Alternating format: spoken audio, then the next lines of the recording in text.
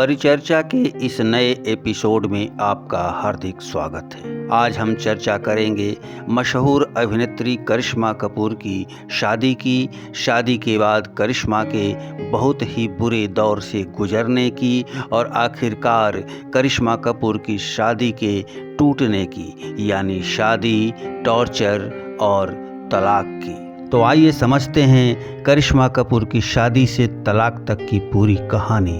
इस क्रम में सबसे पहले आप यह जान लें कि करिश्मा कपूर की सगाई सबसे पहले अभिषेक बच्चन से हुई थी, जो महज 4 महीने के बाद ही टूट गई थी। अभिषेक बच्चन से सगाई टूट जाने के बाद करिश्मा कपूर का रिश्ता अरबपति कारोबारी संजय कपूर से जुड़ा। हालांकि संजय कपूर पहले मशहूर फैशन डिजाइनर नंदिता महतानी से शादी कर चुके थे और आपसी सहमति के आधार पर अलग भी हो चुके थे।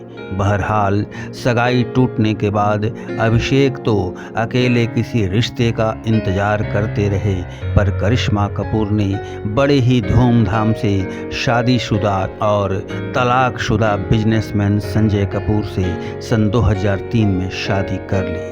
गौरतलब है कि करिश्मा की सगाई 2002 में हुई थी और अभिषेक की शादी करिश्मा की शादी के 4 साल बाद ऐश्वर्या राय से हुई। पर न जाने करिश्मा संजय की जोड़ी को किसकी नज़र लग गई।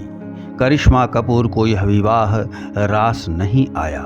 बाद के दिनों में करिश्मा और संजय ने एक दूसरे पर काफ़ी कीचड़ उछाला।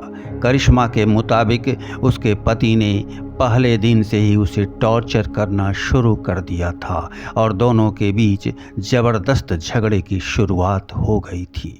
सूत्रों की माने तो हनीमून के दौरान ही संजय कपूर करिश्मा कपूर को अपने दोस्तों के साथ सोने के लिए मजबूर करने लगा। संजय ने अपने दोस्तों से करिश्मा के साथ रात गुजारने के लिए नीलामी की बोली तक लगवाई और जब करिश्मा ने बात नहीं मानी तो उसे बेहद क्रूर तरीके से मारा पीटा भी।